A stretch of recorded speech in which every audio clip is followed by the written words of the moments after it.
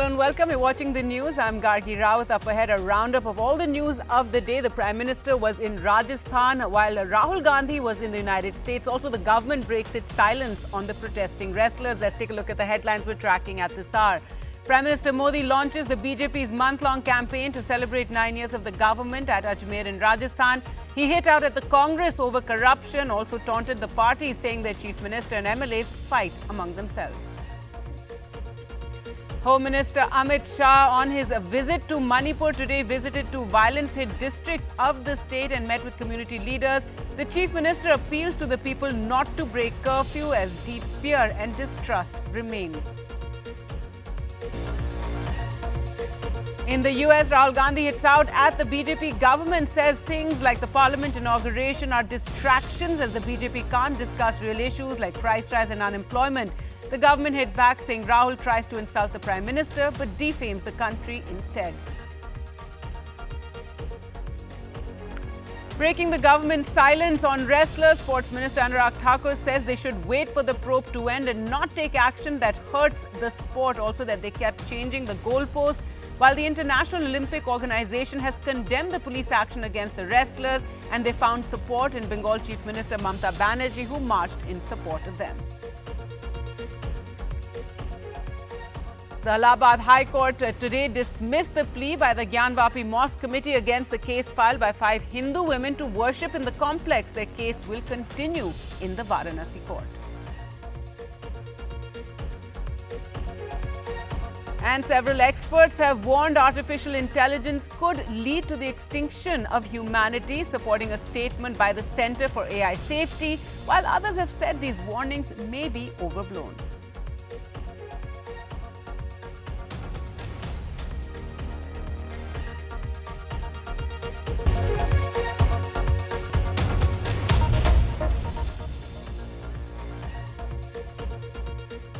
Our top story now in Union Home Minister Amit Shah's visit to violence-affected areas in Manipur has led to some hope among the displaced about a possible return to normalcy as thousands continue to live in relief camps across the state.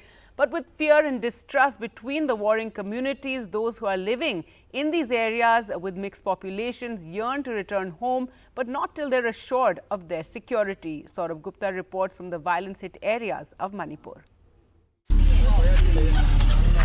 Living on the edge, constantly watching out for gunfire.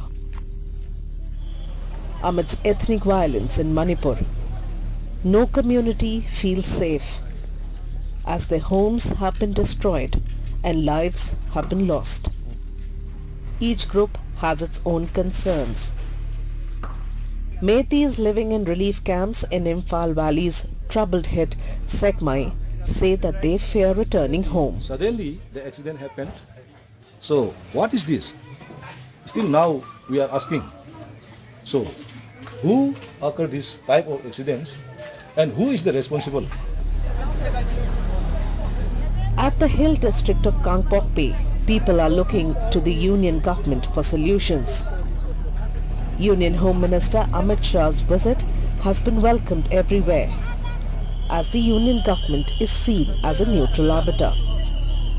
Union Home Minister Amit Shah arriving in this place, which is of course another place which is sensitive in terms of the ethnic violence in Manipur. This is Kangpokpi, again a place where the Union Home Minister has just landed in this helicopter, and he will hold meetings here. He's already visited Moreh, and now of course he's come to Kangpokpi. On Wednesday, Amit Shah visited Kangpokpi and Moreh, where security forces have had to evacuate people. Amit Shah has held at least a dozen meetings with different communities in Manipur. People are banking on him. And in my lifetime, I have not experienced a violence or conflict of this magnitude. And this violence which we experience now, it is the worst thing that you can imagine. And our Honorable Home Minister, he is visiting our town today, and I hope that he will bring and he will have the political willingness to bring a permanent and peaceful solution for both the community. With the Home Minister's visit, we are banking on him to bring about a solution for everyone here. So, yeah, the future is so bleak for us. For years in Manipur, politics has been practiced on the divide between the hills and the valley. And unfortunately, this round of ethnic violence in the state has also happened along the same fault line. The Union Home Minister's visit to Manipur is aimed at finding a lasting peaceful solution that will ensure that communities that have grown apart from each other in the last few days can peacefully coexist, whether it is the valley or the hills. In Kangpokpi, Manipur, with camera person Sanjay Chakraborty, Saurabh Gupta, NDTV. So it's been nearly a month since the violence broke out in Manipur, and now Home Minister Amit Shah is on a 3-day visit to the state, meeting people from different sections in order to restore peace. He's been holding a series of meetings to try and find a peaceful solution. NDTV's Akhilesh Sharma reports on the Home Minister's mission, Manipur, and efforts to bring peace. Home Minister Amit Shah in the remote, violence-stricken areas of Manipur, all through his 3-day visit to the state. From capital Imphal to Churachandpur to Moreh and Kangpokpi, the Home Minister chaired at least 12 meetings to restore peace. On Wednesday, day 3 of his visit, the Home Minister went to the border district of Moreh that has been severely affected by the violence. 110 kilometers from state capital Imphal, Moreh is an important trade and commerce route next to the Myanmar border and has a multicultural population with people from different states. The Meiteis and Kukis, key communities in the recent flare-up, have also lived here together for decades. During his visit, the Home Minister met with key stakeholders. The key issue, how to reverse the big migration out of the trade hub, where thousands have abandoned the town and fled to safer places. The Home Minister met affected families in Moreh and also in Kangpokpi, another crucial stop in Mr. Shah's schedule on Wednesday. Kangpokpi has a significant Kuki population, but also has villages belonging to the Meitei community. This area is among the worst affected. Even religious structures were not spared in the violence. The Home Minister is expected to hold another review meeting after reaching Imphal. This will extend late into Wednesday night. This meeting will include key administration figures from Chief Minister Biren Singh to top cops to the army and paramilitary force in charges. The big focus again, how to restore peace in Manipur at the earliest. The Home Minister has had a very busy schedule ever since he landed in Manipur on Monday night. After meeting top officials, the Home Minister also met with the Manipur Governor. On Tuesday, Mr. Shah met with women from the Meitei community. He then met representatives from key civil society organizations. After that, the Home Minister went to Churachandpur, where he met with key figures from Kuki civil society organizations. After returning from Churachandpur, the Home Minister immediately chaired an all-party meeting in Imphal. The Home Minister also met with NDA MLAs on Tuesday night. Manipur has been engulfed by ethnic violence for a month. 80 people have died. And the violence and arson has not abated. A week before the Home Minister's visit, the violence started flaring up even more. Two key figures, Home Secretary Ajay Bhalla and IB Chief Tapan Kumar Deka, accompanied Amit Shah on the Manipur trip. During his visit, Mr. Shah has told officials to deal with any incidents of violence or arson strictly. The Home Minister has also promised a CBI inquiry into the violence. 10 tribal MLAs demanded a separate state for tribes. The Home Minister told them there would be no compromise on the territorial integrity of Manipur. A cabinet meeting of the Manipur government has resolved to take immediate steps to restore peace, like improving law and order, giving compensation and jobs to next of kin of those who died, and strongly curbing any rumor mongering. During his visit, the Home Minister assured civil society groups peace will be restored on priority. At a meeting in tribal-dominated Churachandpur, the Home Minister appealed to tribal leaders to make all-out efforts to curb the violence in the state. He promised to make food grain available immediately in areas seeing a shortage. The Home Minister constantly kept meeting stakeholders during his Manipur visit and made incessant appeals for peace. Bureau Report, NDTV. In other news now, as the central government completed 9 years in power, on Tuesday, today, Prime Minister Narendra Modi launched the BJP's Mass Connect campaign from Ajmer in Rajasthan. As he highlighted the government's achievements, he also taunted the Congress in the state by saying the Chief Minister and MLAs fight among themselves. Given the BJP's resounding defeat in Karnataka, the party's focus is on other poll-bound states. Battleground Rajasthan. From the geographical heart of the state Ajmer, the BJP's Maha Jan Sampark Abhiyan, but the special focus clearly Rajasthan, and the party is going to use the infighting in the Congress here to its advantage. यहाँ 5 साल से विधायक, मंत्री, मुख्यमंत्री आपस में लड़ने में ही बिजी हैं.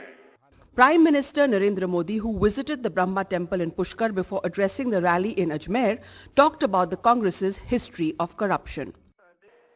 साथियों, और जब लूट की बात होती है ना, तो कांग्रेस किसी में भेदभाव नहीं करती. सबको समान भाव से लूटती है. Setting the tone for the BJP's election pitch, the PM also warned people against the Congress's guarantees, saying this would make the country bankrupt. Congress ने एक और नया फॉर्मूला खोज लिया है. ये फॉर्मूला है झूठी गारंटियों का. The Congress's election campaign in Rajasthan, led by Chief Minister Ashok Gehlot, has focused on social welfare schemes to bring the party back to power.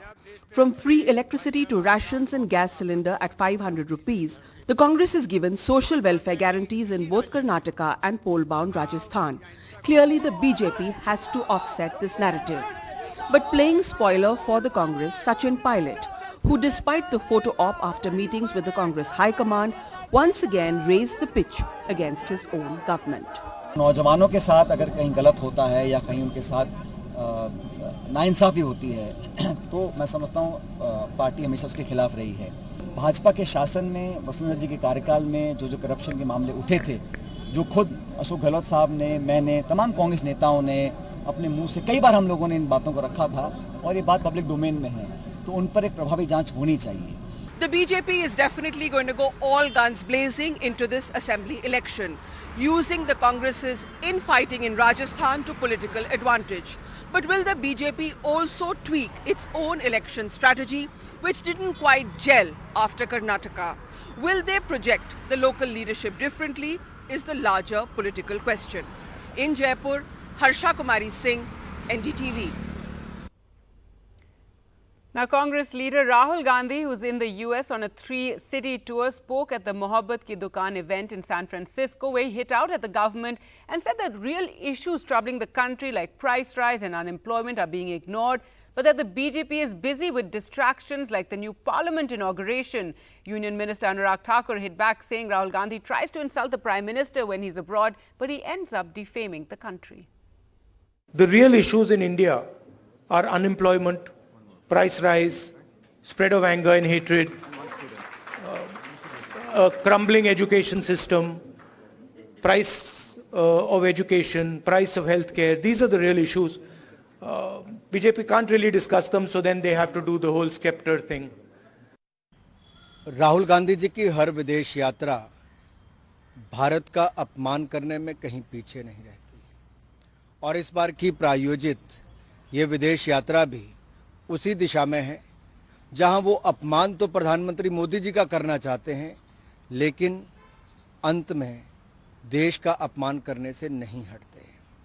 पूर्व में भी आप देखें, वो भारत को एक राष्ट्र ही नहीं मानते, वो तो राज्यों का संघ कहते हैं और भारत के बढ़ते कदमों पर भी प्रश्न चिन्ह खड़ा करते हैं. All right, let's get to the latest now on the protesting wrestlers who've been protesting sexual harassment, and the allegation is against the Federation chief. Today, Union Sports Minister Anurag Thakur accused the protesting wrestlers of changing goalposts, and in the government's first comments on the issue in recent days, he reiterated that they should not take any step that hurts the sport or other athletes and wait for the probe results. This was the government's first comment on the issue since the champions were manhandled by the Delhi police on Sunday when they tried to hold a protest near the new parliament. And after the United World Wrestling comments yesterday, now the International Olympic Committee has also condemned the way India's top wrestlers are being treated during their ongoing protests. It's also demanded an investigation into allegations that Indian wrestling chief Brij Bhushan Sharan Singh, who is a BJP MP, sexually harassed female athletes. कुछ खिलाड़ियों की मांग जो wrestling के क्षेत्र में है, उन्होंने जब कहा कि उनके साथ गलत व्यवहार हुआ तो कमेटी का गठन किया गया, उनसे चर्चा करके किया गया। रात के 2 बजे इसकी घोषणा हुई, कमेटी के मेंबर्स बनाए गए, उन्होंने एडिशन करने के वो भी किया गया। कमेटी ने अपनी रिपोर्ट दी, निष्पक्ष जांच की, उसके बाद दिल्ली पुलिस ने एफआईआर दर्ज की, सुप्रीम कोर्ट तक गए तो वो भी सुप्रीम कोर्ट ने केस सुन के फिर मैजिस्ट्रेट तक जाने के लिए कहा। जो कहा हर गोल पोस्ट अगली बार अगला गोल पोस्ट होता चला गया, हमने कहीं पे कोई कमी नहीं छोड़ी। And opposition support for the wrestlers. West Bengal Chief Minister Mamata Banerjee today led a rally in Kolkata in support of the wrestlers and said we are proud of them, while the Congress reminded the government of the Beti Bachao campaign. We want justice for the wrestlers. We are proud of them. We are proud of them. हम wrestlers के लिए हम जो आज rally किया है, कल भी हमारा चलेगा। नारा था इनका बेटी बचाओ बेटी पढ़ाओ, अब वो नारा खोखला सुनाई दे रहा है। देश के दिल में बहुत दर्द है कि प्रधानमंत्री जी ने अपील तक करना ठीक नहीं समझा। ये कह सकते थे कि निष्पक्ष जांच होगी और न्याय मिलेगा। आप मेडल्स को यूं गंगा में बहाने के बारे में मत सोचिए, आप भी देश की बेटी हो। मगर इतने भी शब्द प्रधानमंत्री जी, खेल मंत्री जी या बीजेपी के किसी प्रवक्ता के मुंह से भी नहीं आए। ये अहंकार है, ये अहंकार की परिभाषा है। Delhi Chief Minister Arvind Kejriwal is on a campaign to gather support against the centre's ordinance on Delhi services, and so far he's got support from several opposition parties including the Trinamool, NCP, the Left, Shiv Sena, Uddhav Thackeray, but the Congress, however, is divided. Vasudha Venugopal reports. So days after the Congress party registered a massive victory in the state of Karnataka, the issue of ordinance on Delhi postings and services has become a major rallying point for the opposition parties. Delhi Chief Minister Arvind Kejriwal is all set to meet Tamil Nadu Chief Minister M.K. Stalin tomorrow, after which he proceeds to meet the Chief Minister of Jharkhand, Hemant Soren. He has been doing a lot of meetings with political leaders, which include TMC Chief Mamata Banerjee, NCP Supremo Sharad Pawar, former Maharashtra Chief Minister Uddhav Thackeray, Bihar CM Nitish Kumar, Bihar Deputy CM Tejasvi Yadav and many others, all to seek support for his opposition to the ordinance that was issued by the centre a few days ago that restores the LG's powers to decide on the postings and transfers of Delhi bureaucrats. Now he has also found a lot of support from the left parties. Yesterday he had a meeting with CPM leaders Prakash Karat, Brinda Karat and Sitaram Yechuri. The left has said that united opposition of 2024 will depend on the Congress's stance on this particular issue. Now we know that the Congress has been undecided on this. There has been conflict between Aam Aadmi Party and Delhi Congress for many years now. The units of the party in both Delhi and Punjab have requested the party leadership to not back Kejriwal on this particular issue. Now, with the Karnataka victory, the Congress was hoping to gain a dominant position in the opposition ecosystem, and a section of the Congress's leaders also feel with elections coming up in Rajasthan, Chhattisgarh and Madhya Pradesh, where the Congress will be in direct fight with the BJP, it is not the right time for the party to dilute its political positioning. So, in this matter, for the Congress to take a stance, it's going to be difficult. And on June 12th, a meeting of like-minded parties is also going to take place. It's going to be hosted by Nitish Kumar in Patna, and this issue is again going to gain a lot of prominence. So while this matter comes up to the Parliament next session and the Congress's position is awaited, we are also told that the Congress very soon could make its stance on this issue very clear and make it seem like it is against anything that threatens the federal values of the country, but will also not make it seem like it is supporting the Aam Aadmi Party. Now, today, the Allahabad High Court dismissed a plea from the Gyanvapi Mosque Committee which challenged the maintainability of the civil suit that was filed by 5 women seeking the right to worship Hindu deities inside the Gyanvapi Mosque complex in Varanasi. What this means now is that the case will continue in the local Varanasi court. The High Court found it maintainable. The Mosque Committee had petitioned the High Court to dismiss the case, arguing that it was not maintainable under the Places of Worship Act of 1991 and the Central Waqf Act of 1995. Their challenge was against the decision of the district judge of Varanasi, who had previously dismissed their objection to the suit. So for the moment, the trial will continue in the Varanasi court unless challenged in the Supreme Court. All right, let's focus now on the economy, and the growth in real GDP during 2022-23 is estimated at 7.2% as compared to 9.1% in 2021-22. Let's go across to Priyanshi now for more. And Priyanshi, these numbers are better than expected.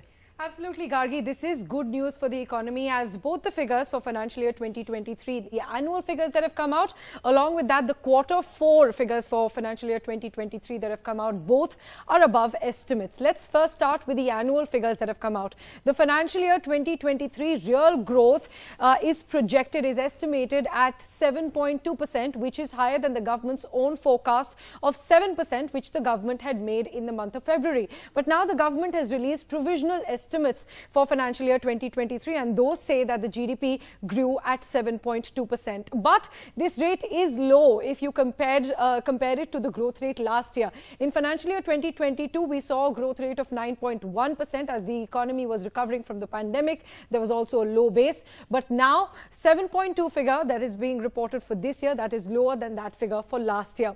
Now, if we talk about the quarterly growth, the Jan to March quarter has reported a growth of 6.1% according to the government's data, and this is also higher than estimates. It is higher than the Reserve Bank of India's estimate of 5.9%. But if we compare it with the last few quarters, the quarter 4 GDP growth rate is at 6.1%, which is higher than the 4.5% growth rate that was recorded in quarter 3.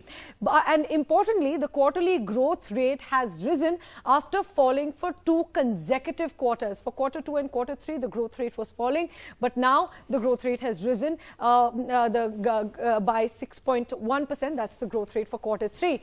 Now, if we talk about how big our GDP is, how big the pie is, the nominal GDP value of the country is now 44% higher than it was before the pandemic in 2019. As you can see in that graph, the GDP value has increased and it is now around 272 lakh crore rupees in the year 2023. That's 44% higher than 2019.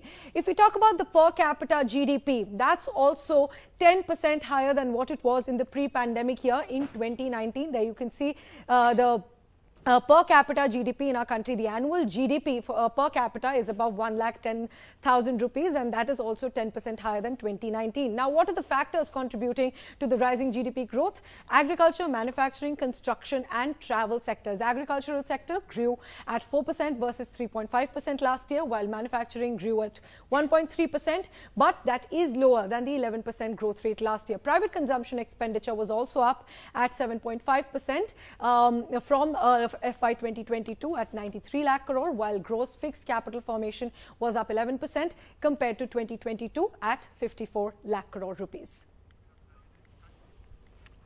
All right, thanks so much for that, Priyanshi. Well, let's now focus on the latest fairly startling news on artificial intelligence.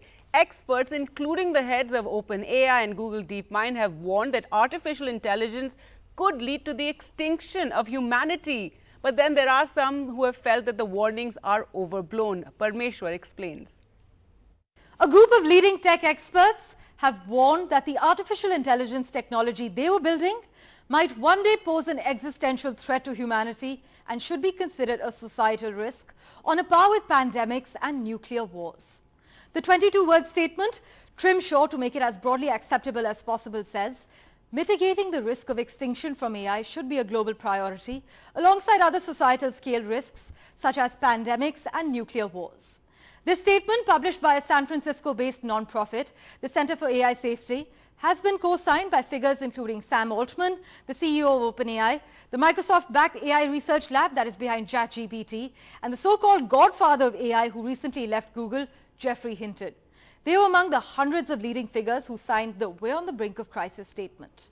The Center for AI Safety website, meanwhile, suggests a number of possible disaster scenarios. AIs could be weaponized. For example, drug discovery tools could be used to build chemical weapons. AI-generated misinformation could destabilize society and undermine collective decision-making. Or the power of AI could become increasingly concentrated in fewer and fewer hands, as we're seeing, enabling regimes to enforce narrow values through pervasive surveillance and oppressive censorship. This statement is the latest high-profile intervention in the complicated and controversial debate over AI safety. As we had covered earlier this year as well, an open letter signed by some of the same individuals backing this 22-word warning, calling for a 6-month pause in AI development. The letter, though, was criticized on multiple levels. Some experts thought it overstated the risk posed by AI, while others agreed with the risk but not the letter's suggested remedy. Meanwhile, some critics have also complained that dire warnings about existential risks voiced by makers of AI have contributed to hyping up the capabilities of their products and distracting from calls for more immediate regulations to rein in their real-world problems.